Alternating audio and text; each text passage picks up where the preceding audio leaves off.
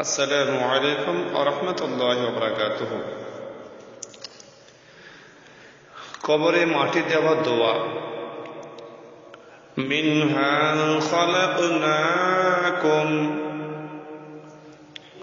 ওয়া ফিহা নুঈদুকুম ওয়া মিনহা নুখরিজুকুম তারাতান উখরা।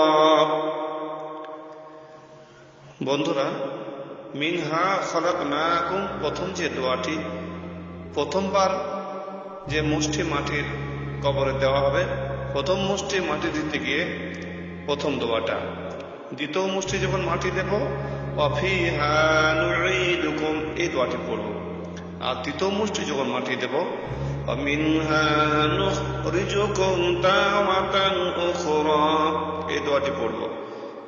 এইভাবে ইনশাআল্লাহ আমরা কবরস্থ ব্যক্তিকে মাটি দেব।